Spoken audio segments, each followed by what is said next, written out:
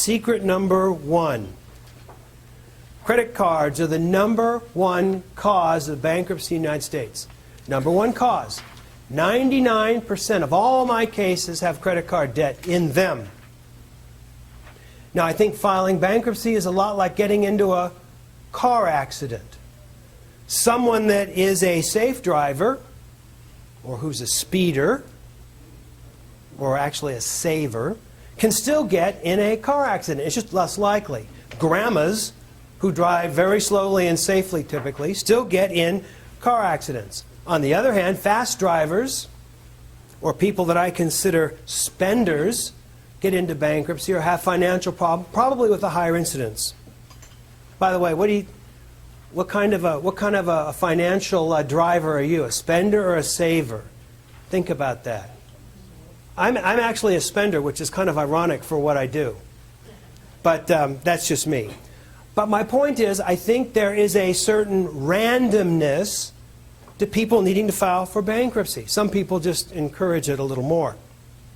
Usual scenario, husband and wife, carrying a little bit too much credit card debt, usually at a high interest rate, moving along, spending more than they should, by a little bit, and then something happens to one of their incomes. Job loss, dissolution, illness, and they're in trouble sometimes in 90 days. They are done in 90 days. Now, they shouldn't be carrying that much debt, but they were able to service it. The credit card companies loved that they serviced the debt. They had a very high credit rating because they were servicing the debt. And 90 days later, they're done. There was a Harvard professor, her name is Elizabeth Warren. You may recognize that name. She wrote 2 books. One was The Two-Income Trap, and the other one called Forgive Us Our Debts. And she did a financial or statistical analysis of a select group or a sampling of people that filed for bankruptcy. And she found that there were 3 root causes to individual bankruptcies: job loss, dissolution, illness. Most bankruptcies can relate to one of those 3 things, and those things, most of the time, not all the time, are unforeseen or uncontrolled. The debt piles up on the cards.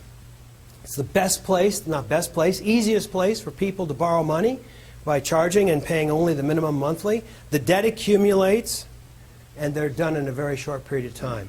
Now, it's the easiest place to accumulate debt, but it's also the most dangerous, because to repay debt at, remember what did we say the average interest rate is? 15%? In some cases, 18, 21. I'm going to tell you about 29% in a couple minutes. Almost impossible to repay. Here's some hints with respect to this first dirty secret to avoid this problem. 1, carry only 2 credit cards. I tell clients carry a business and a personal. It makes it great for tax purposes at the end of the year. If one gets messed up or the magnetic strip gets messed up, you have something to substitute. But you only need 2 credit cards. In the event you break down and you need a tow, you want to buy one of those really cool watches on the TV, or something else happens in an emergency situation. 2 credit cards, that's all I carry, and I advise that. 2, pay them each month. If you don't pay them each month, don't use them the next month. It's really, really, really easy to accumulate balances, and frankly, I struggle with this. It's a hard thing to do, but pay each month. And 3, consider going cash. There are studies that show that when people pay with cash, they spend 18% less. I'll give you an example. I got a Starbucks card. Love the Starbucks card. It's right next to the office in Woodland Hills. I'm there once or twice a day. And I just keep putting money on it. When I go up, I go beep. One day I didn't have the card, so I was going to have to pay cash. And I ordered a latte. And they said, well, that's, $4.75 for that latte. I said, what? This costs $4.75? I've just been beeping it on the card this whole time. When you pay cash, you're a stingier consumer. You're a better consumer. It's hard to give up those $100 bills, right? Of course, when you go to the bank, they look at you odd like you're some kind of drug lord or something. But you get a $100 bill, you savor that thing. You don't want to break that thing. Pay cash. Now, the other side of it is if you're paying cash, it's harder to account for what you're spending. So there's a push and a pull to that. But those are some ways to avoid that. Show me someone with credit card debt. I'll show you someone that's in trouble. When I sit down and talk with someone, if their credit card debt is equal to or greater than their annual income, I know they're terminal. That's it. Let's fill out the forms. Give me some money and some information. Let's go. I run into a lot of people like that. A lot of people like that. Interest. Interest is the fourth sneaky secret. Two things I want to talk about there. One is paying minimum monthly is dumb. Completely dumb.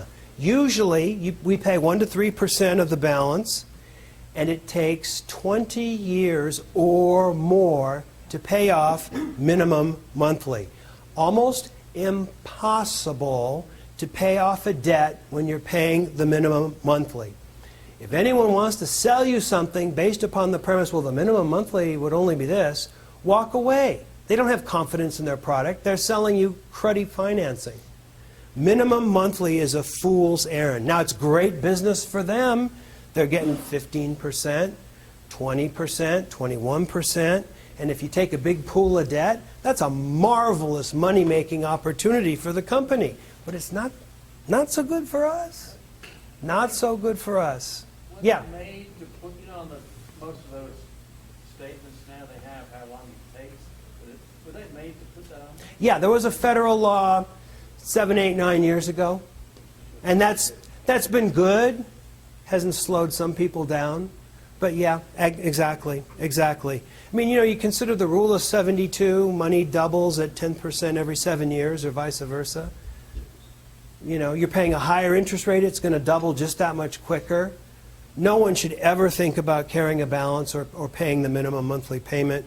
In fact, they did a study and they found out that 45% of Americans, 45% of Americans, almost half of Americans pay minimum monthlies. Think about the yoke and the burden that's causing on people. Unbelievable. There's a guy named Dave Ramsey. Anyone heard of Dave Ramsey? He's got a show back in Tennessee. I was back there a couple months ago.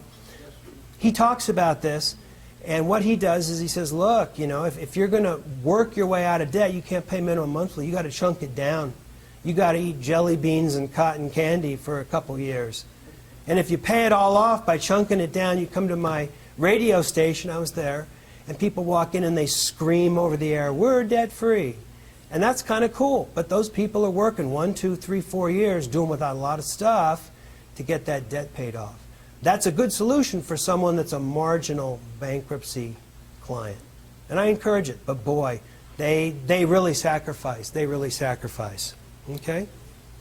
Second thing about interest is that no interest all comes back if you don't pay. So you walk into a store and it says no interest for a year. Okay, means you got to pay the balance off in a year. And if you don't, they'll go back and charge you interest from day one. Now you got to pay interest from day one.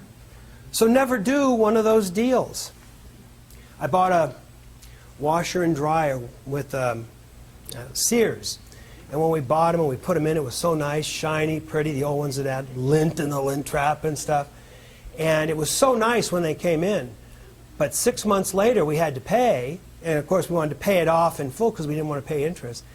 And to pay for a washer and a dryer that now had lint in the lint trap was kind of a bummer, So I don't like those deals. They offer them all the time. I said, no, I don't do that. If they persist, I go, you know what I do for a living? I'm a bankruptcy attorney. I'm your boogeyman. Don't start with me on that.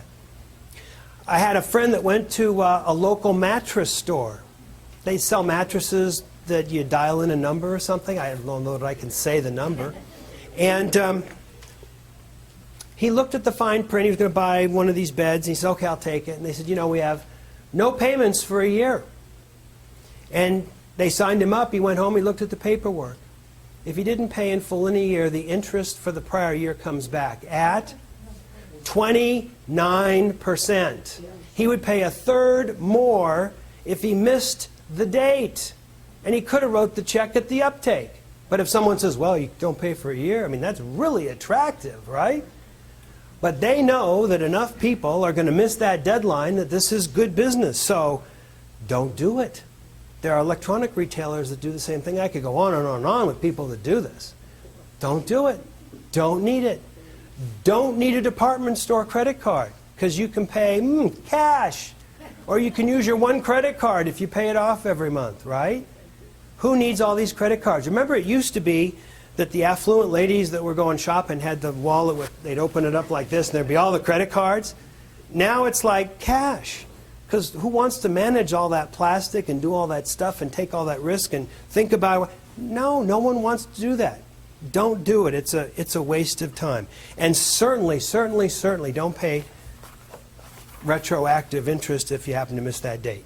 So, 5 sneaky secrets, 5 things to think about, 5 tips, and by the way, 2 of the tips had 2 subsections, so 7 total, ways to avoid being taken advantage of by the credit card company.